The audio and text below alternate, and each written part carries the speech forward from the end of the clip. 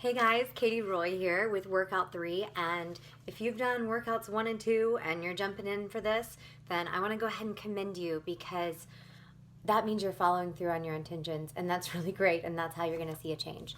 Now, as far as when you should expect changes, it's not overnight, but know that after your first week, you're going to start to feel different. After 2 weeks, your clothes are going to start to fit differently. Starting around 3 and 4 weeks, people are going to start really noticing a difference. So don't focus on the scale because we're changing your body composition, okay? Pound of fat doesn't look the same at all as a pound of muscle. Also, as far as what you should be doing, how much you should be doing once a week, because even though I'm supplying 3 workouts, if you can, you should do more. Now that means you could do any of these workouts on any given day, okay? Resting once, maybe twice a week. But if you can get in 6 workouts a week, that's awesome.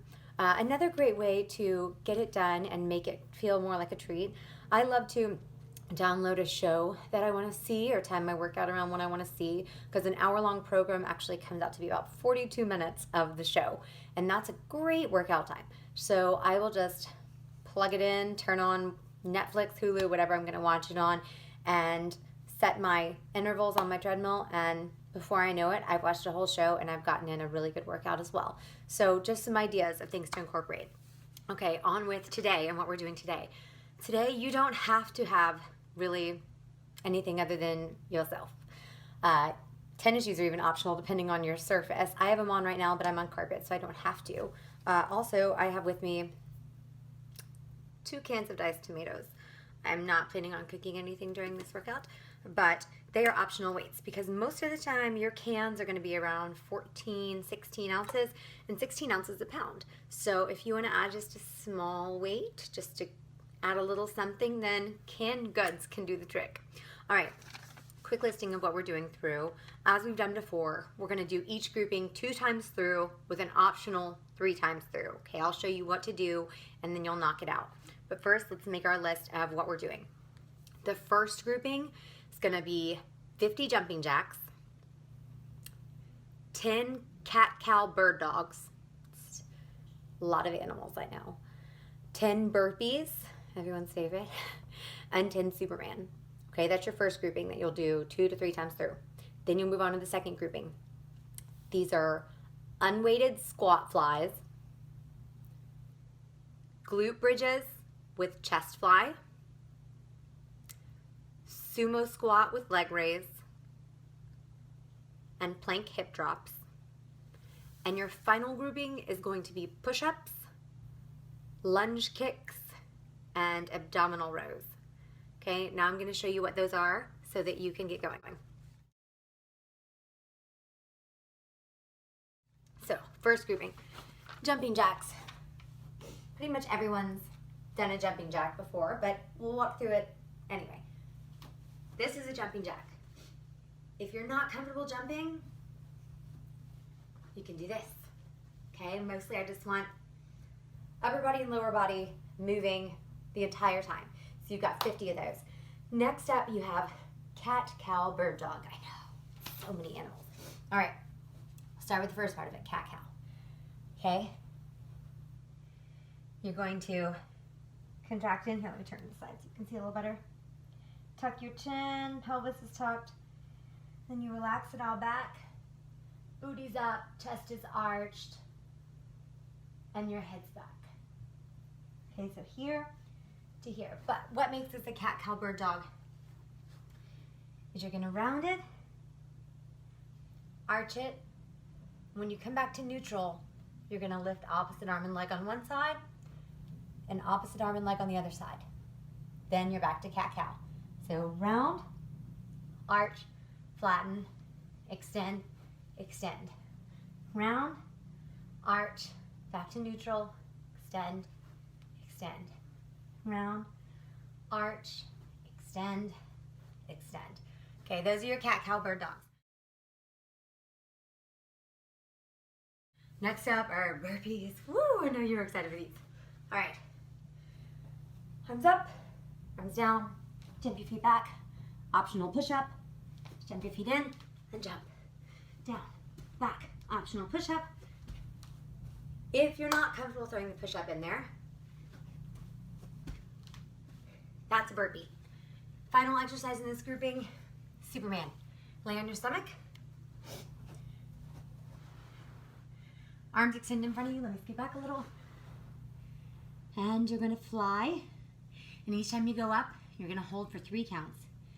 So 1, 2, 3, relax. 1, 2, 3, relax. Okay, you've got 10 of those, and then you're back to the jumping jack. With that one, think of it as a back crunch. A lot of people who have a belly pooch, it's actually because they have a weak back. I mean, yes, it could have to do with other things, but if they've worked on everything and they can't get this to go away, this is probably weak. So many people focus on sit-ups and crunches. Your back makes up half of your core. If you're leaving it out, you're never gonna have the front you want. All right, second grouping, unweighted squat fly. So on this one, you can use your cans of soup if you want to. All right? The legs are just in a prisoner squat. The arms are gonna fly each time you do one of those. Pinching those shoulder blades together. Let me turn so you can see it from the side. And your feet should be directly under your shoulders.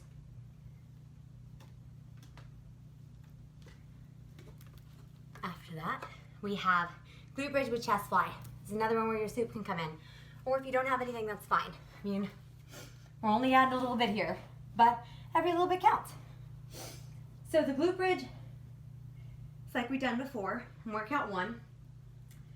What you're gonna do is every time you come up, so do your arms. Getting a little chest action in there at the same time. And you have 20 of those. So you had 20 of the unweighted squat fly, 20 of the glute bridge with chest flies. Now, 20 sumo with leg raise. This will be 10 each side, essentially. You'll see what I mean as I show you. So, nice wide stance, okay? No loincloth, which is good for everybody. Okay, you're gonna come down. Ha! Ha! Ha! Ha! All right, sound effects are optional. I do a lot of those. So once you've picked up each leg 10 times, or you can just count down from 20, so 20, 19, so on and so forth. Those are your sumo with leg raise. Next you have plank hip drops. All right, so obviously first plank, forearms or all the way up, whatever's comfortable. I do one on my forearms, back flat, feet are pretty much together. There can be a little bit of space. You're gonna drop your hips 20 times.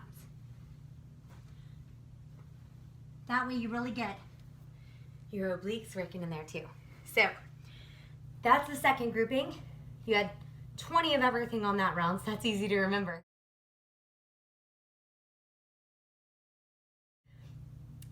Final grouping, push-ups, lunge kicks, and ab rows. Push-ups.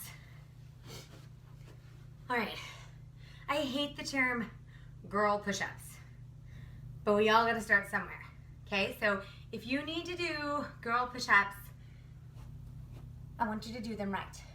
So, feet are crossed, hands are a little wider than shoulder width apart. Let me make this so you can kind of see. So what I don't want is this.